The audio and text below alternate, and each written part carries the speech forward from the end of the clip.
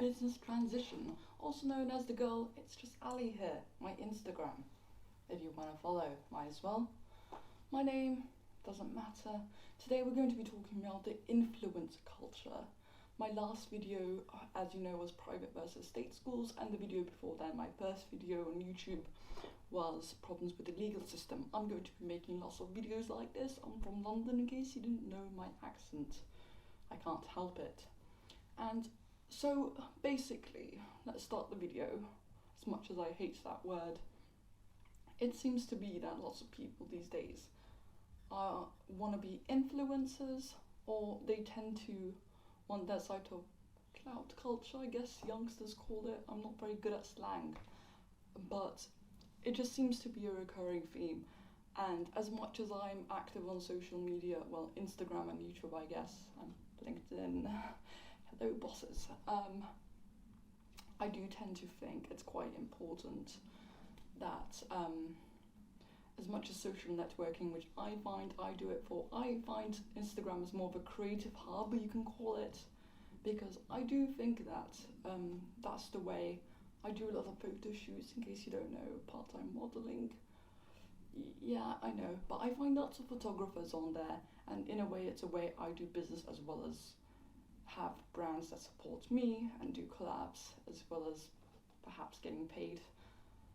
So, as well as it being a creative place that I feel safe, I guess you could say, other people, perhaps, not everyone, some people tend to take this too far, and they also tend to post certain questionable content onto social media, such as Instagram or maybe YouTube. I don't know, you tell me.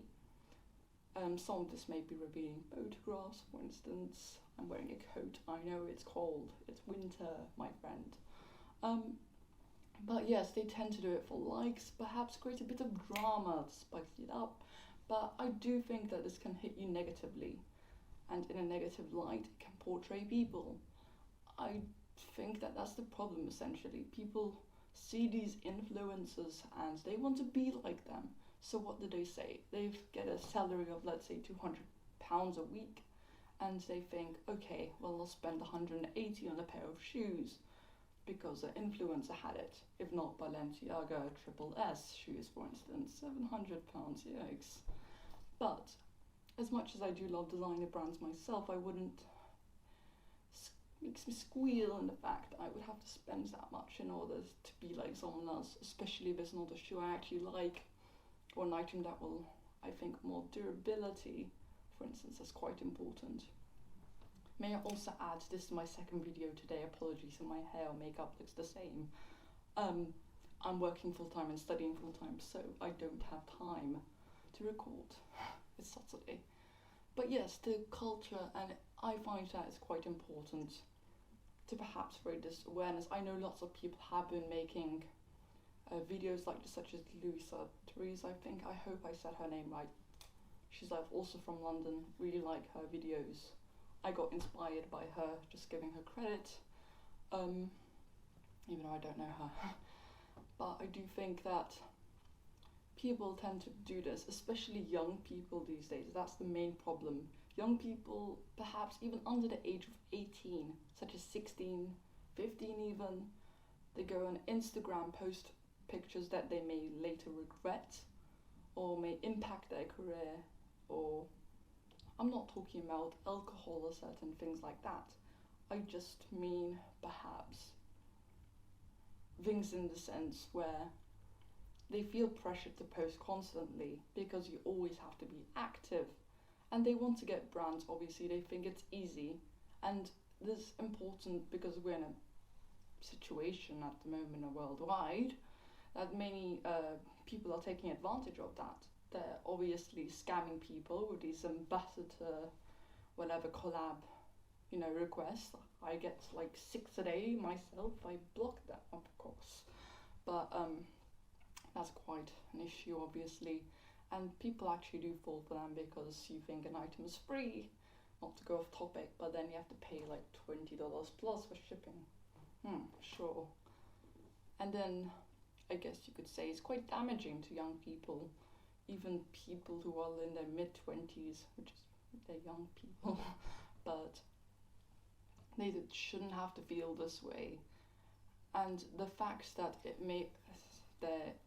may sacrifice their career or their time and their friendship, the people they post, the type of pictures and Photoshop, for instance, they feel they need to. I personally, I edit my pictures, obviously. I don't Photoshop. I tried once, the massive fail. I think I had a squiggly line everywhere.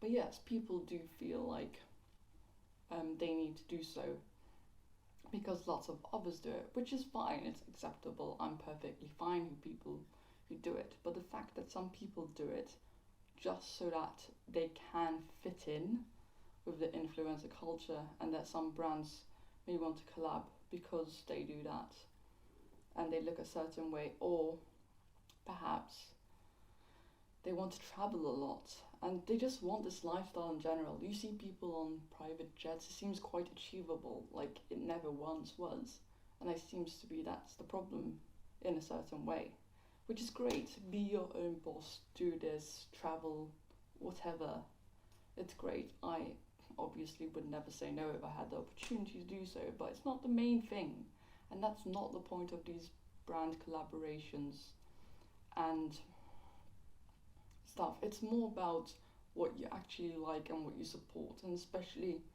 it applies to more actual, well, a good thing of this is you don't have to be a typical model in order to be doing so. You can be a normal person, but to get large followers, and lots of people have been buying followers and buying likes, which I personally wouldn't do, I don't think, but that's because Instagram decides to block me from liking people's posts.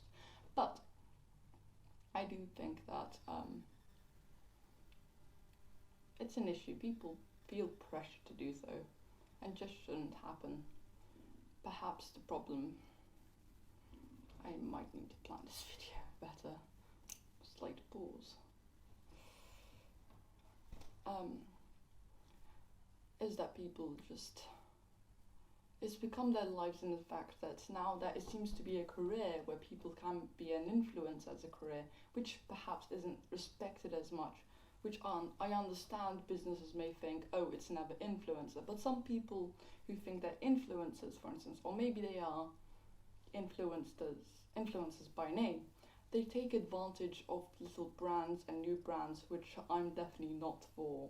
I find it absolutely ridiculous that they can message, for instance, a hotel and say, hey, I'm an influencer, I can give you exposure in order to stay here for free. I understand perhaps approaching certain brands if it seems appropriate, but it's more of a fact that you will actually benefit them and it won't be for free. You understand, you may pay as long as you get exposure for it, if that makes sense. It's a collab, that's the whole point of a collab, not so that you get everything free in order for a bit of exposure to your few thousand followers. But I guess one pro of this is you get micro influencers, which lots of brands have been working with these days.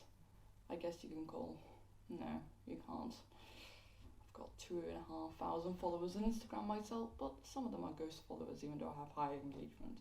But yes, I guess I could be working towards that, and I do like the lifestyle, but the idea and the bad rep from it, there's a reason you get a bad rep from those influencers.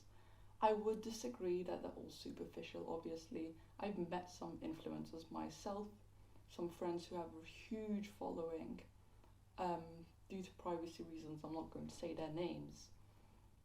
But yes, it's probably interesting to think about, and next time if you want to be an influencer or if it's something achievable, I guess you could say, I'm not the person to speak since I'm not an influencer myself, but you can be one, but just do be mindful of others, what you post and what you ask for, definitely, because it shouldn't be taken for granted, this thought of exposure and likes, and it shouldn't be the only thing that matters as well. I wouldn't call it, it sure is a job with lots of people earning a massive amount from it, but most people don't, that's the reality, and lots of people actually spend lots of money in order to do so. I would see it as a part-time job in a way, because it just isn't, what do you call it, sustainable. So if you do think about it, please do like this video. The next one will probably be something along the lines of university, or I'm not sure, maybe something legal related, or commentary videos. That's the type of stuff I do like to make in general. I'm going to try to edit this video if my lack of technical skills allows me, and I hope you join me in my next one. Subscribe, please. Hello.